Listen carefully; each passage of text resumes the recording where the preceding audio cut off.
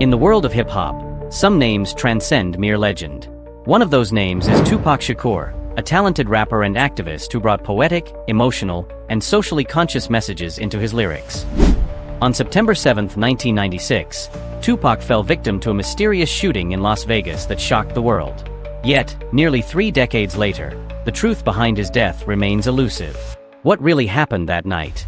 Let's explore every detail, from his final moments to the theories and speculations that continue to linger.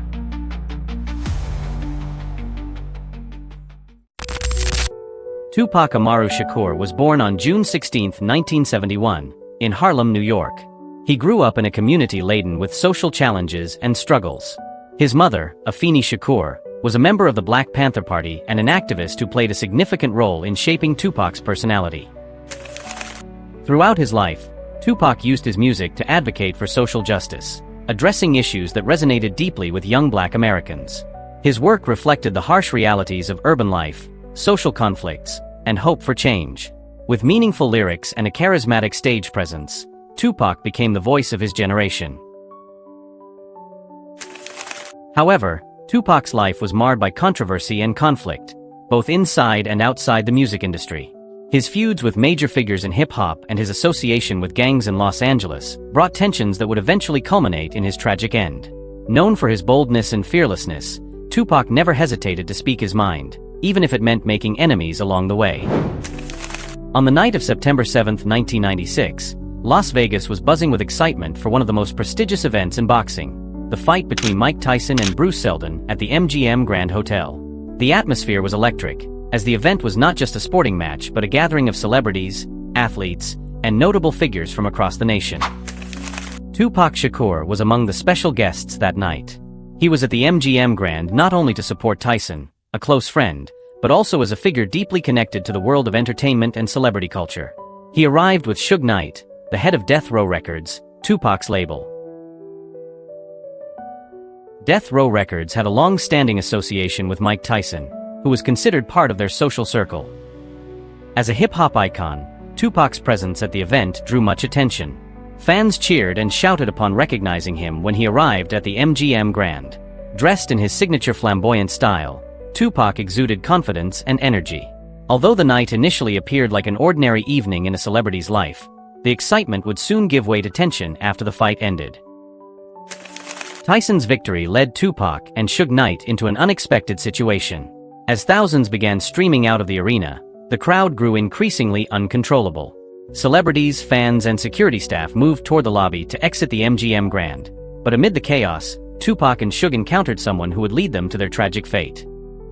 In the lobby of the MGM Grand, as Tupac and his entourage prepared to leave, they encountered Orlando "Baby Lane" Anderson, a known member of the Los Angeles Crips gang. It's important to note that tensions between the Crips and Bloods gangs were intense at the time, and Death Row, Tupac's record label, was often linked to the Bloods.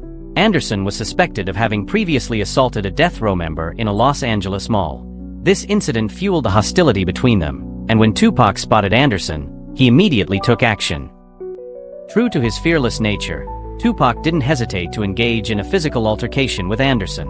Other members of Death Row joined Tupac in the scuffle, escalating the situation. Security cameras captured footage of Tupac and his entourage kicking and punching Anderson on the ground. No one could have predicted that this incident would trigger a massive tragedy just hours later.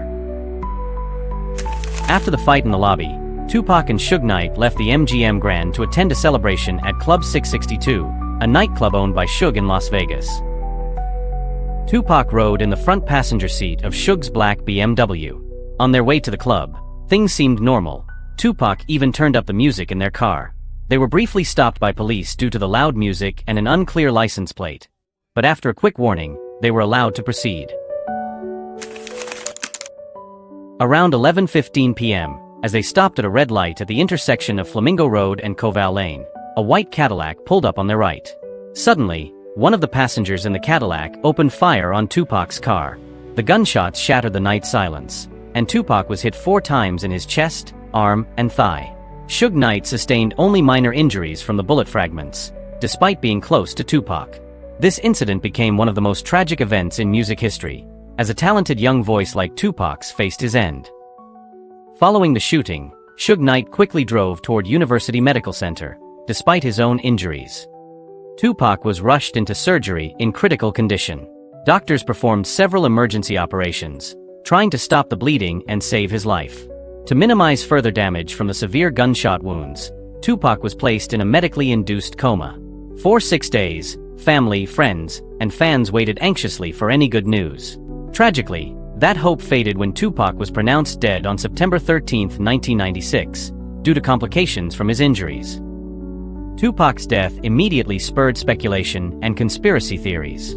Many believed that his murder was linked to the gang rivalry between the Crips and Bloods, especially after the MGM Grand Lobby incident. However, others theorized that Tupac's death was part of a larger conflict, potentially involving powerful figures in the music industry.